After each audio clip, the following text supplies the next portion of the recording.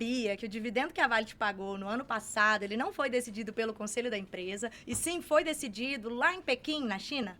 Bem-vindos ao Radar de Setores e Ações dessa semana, pessoal. Nesse vídeo eu vou te mostrar porque ler a Vale só pelo dividendo anual histórico é ler o ativo de um jeito errado. E o que realmente determina se esse fluxo de caixa da empresa continua ou não.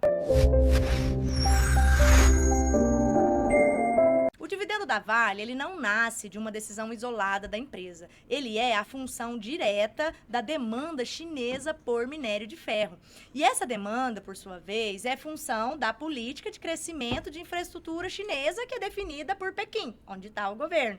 Isso é o mecanismo que a gente chama de transmissão. A China decide construir menos e a demanda por minério de ferro cai. Junto com ela, cai o EBITDA da Vale e o dividendo que parecia previsível deixa de ser, tá? Pessoal, nos últimos anos, a China cresceu construindo infraestrutura pesada, imóveis, estradas, pontes, projetos megalomaníacos. Isso consumia muito minério de ferro, um volume gigantesco. Só que agora, a matriz de crescimento chinesa, ela está migrando de infraestrutura pesada para tecnologia e consumo interno. Isso significa que a demanda por minério, ela não está passando por um ciclo de baixa passageiro. Ela está passando por uma mudança estrutural de patamar e objetivos do principal consumidor, que é a China, há muitos anos. E isso já está aparecendo no comportamento dos estoques nos portos chineses, tá? Por quê? Até um ano atrás, o estoque de minério de ferro nos principais portos da China rodava consistentemente muito baixo.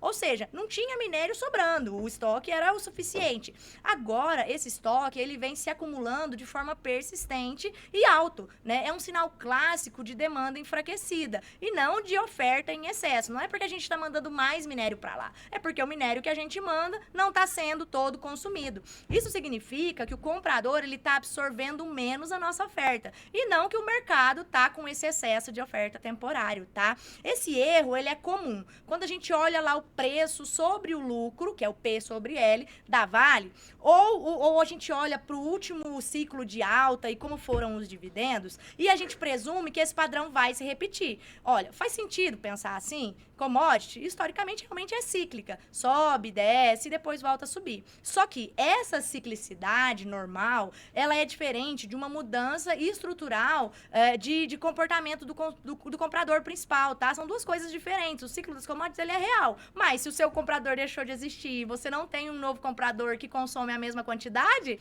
não faz diferença essa lógica dos ciclos, tá? Alguém tem que comprar o que você tem para vender. São duas coisas diferentes.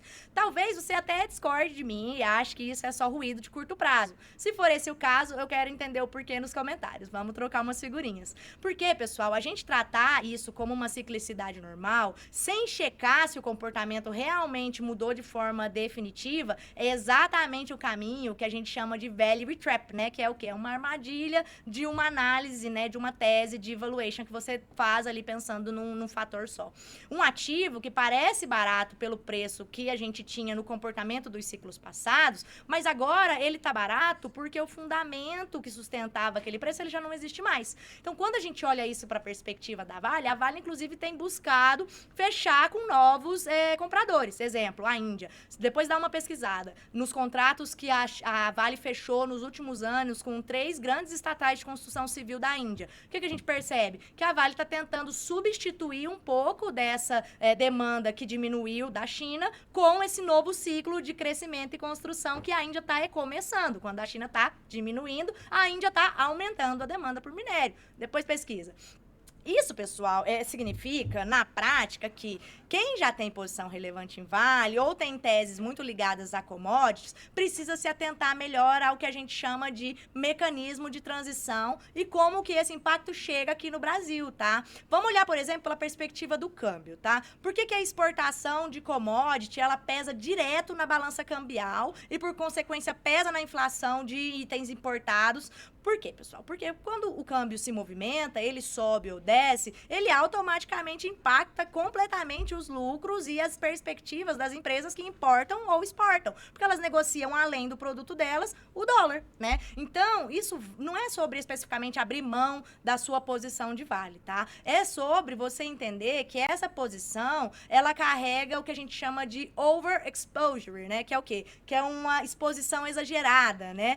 A uma única jurisdição externa, que é essa questão das demandas, né, de exportação desses países, tá? A política econômica de um país determina boa parte do resultado de um ativo que você talvez está tratando aí como uma renda passível estável, só porque a Vale é uma das principais empresas do Brasil, tá? Poxa, é uma empresa realmente incrível, é a segunda maior mineradora do mundo, só que oferta e demanda impacta qualquer negócio, tá? Então a gente tem que entender se a gente está pronto para absorver esse risco no momento que a nossa carteira tá, se a nossa carteira é mais madura, é menos. Então, é só você pensar como um critério prático que é simples, tá? Antes de contar com um dividendo anual ali como uma parte fixa da sua renda, você tem que se perguntar se você tem alguma espécie de hedge ali em cima daquela concentração num ativo, tá? Ou se a sua carteira está bem diversificada, e isso no final das contas, se a Vale entregar um dividendo menor no ano, não vai afetar tanto as suas expectativas, tá?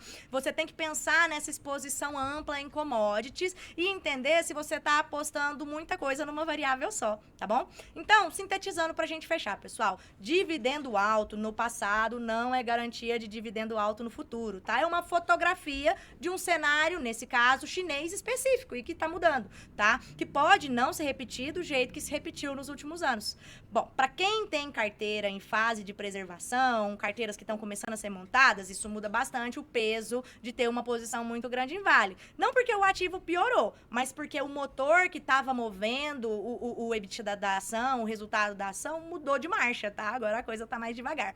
Então, pessoal, se você já tem posição em Vale, nunca tinha pensado nesse fator da China como uma coisa determinante na sua vida de dividendos, né? Me conta aqui nos comentários. A gente gosta sempre de ouvir o que vocês têm para dizer e a gente sempre responde. Manda esse vídeo para alguém que você acha que vai gostar de entender mais sobre a ação também, tá?